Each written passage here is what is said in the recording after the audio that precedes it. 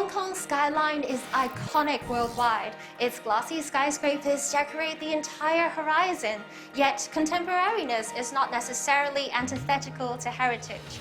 We, instead of demolishing these old buildings, can preserve its history by revitalizing it. And the preservation of history is particularly important because it helps us develop a new level of appreciation for our local culture. It contains stories of those who came before us. By applying placemaking concepts, we can preserve the history and the historic value of the buildings through smarter use. So, let's discover the true value of making old things new. What makes this place so special? It has a very interesting history. You can trace back to 130 years ago. This place was first a custom station because of its elevated view. So the government, the Qing government, actually collect taxes from the incoming ships. That was how it began. I see. And later on, this place has become a laborers' quarters.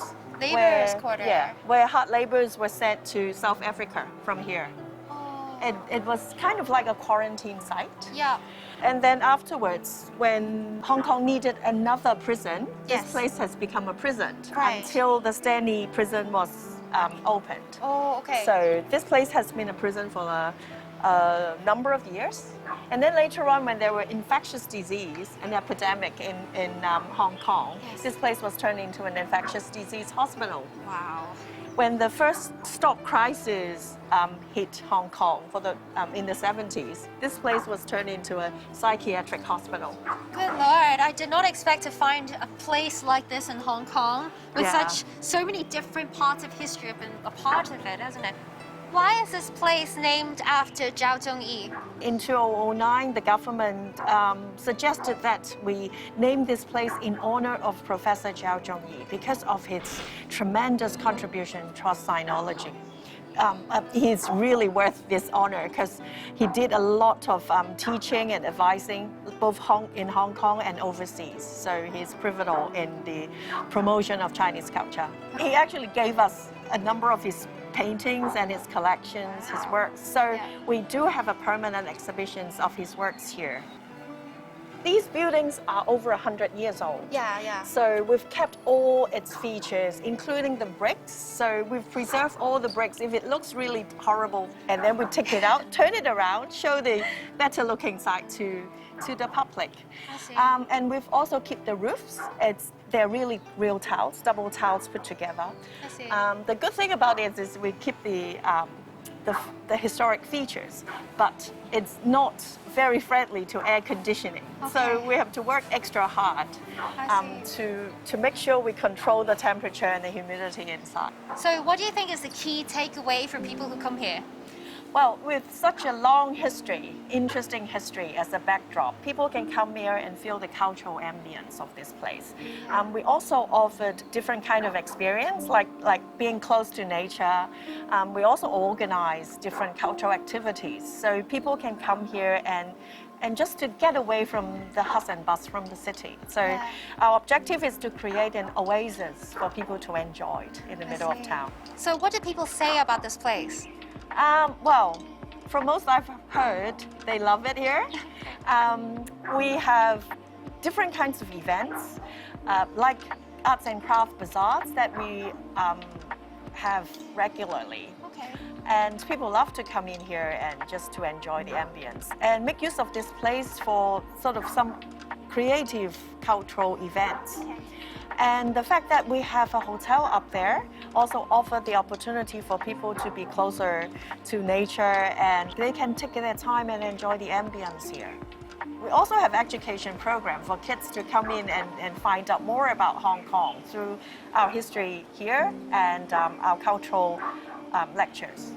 So I imagine you had some challenges with the pandemic. How did you go through it? Oh yeah, well that was had been a difficult part. When the epidemic first started, we were converted into a quarantine center for 3 months. And then afterwards, it was difficult. Like most hotels, we were relying on overseas visitors. So we have to convert our business to target the local people. And one of the things that we've done is petcation, for pets to stay in our hotel and then they can roam around our outdoor areas.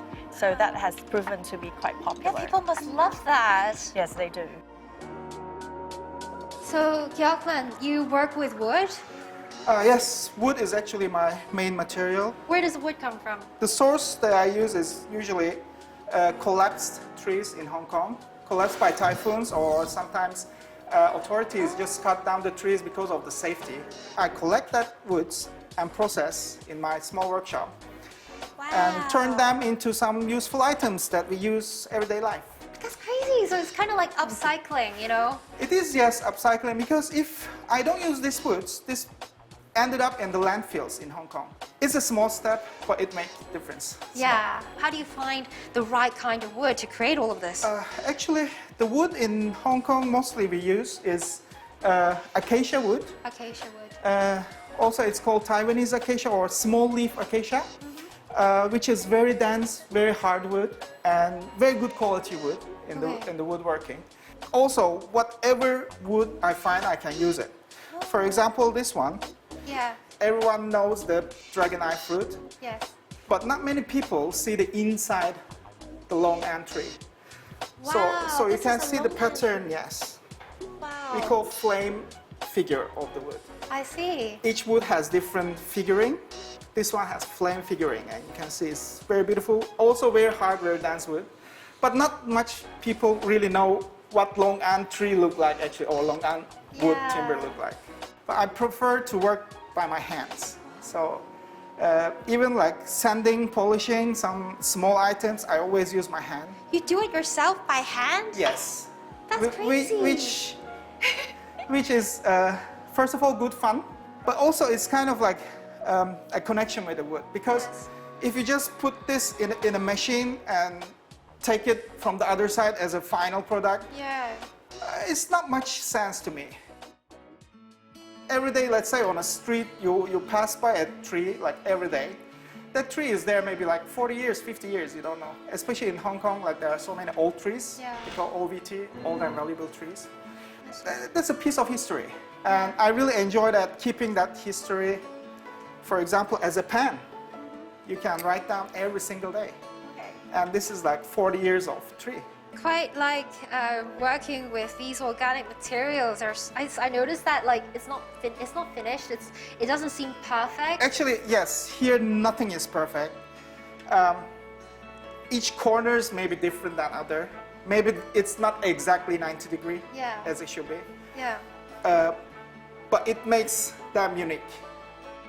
Why would you choose this place in particular? As you see, the roof is like classic Chinese style.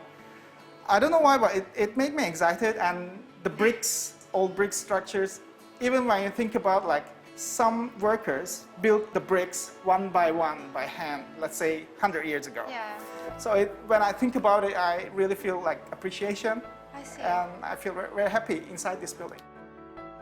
The people visiting here kind of sharing the same idea with me. They like the old places and they enjoy the preservation of history, especially in Hong Kong. Like, it's a big modern city and life is very fast, but once you come here, it's totally different world.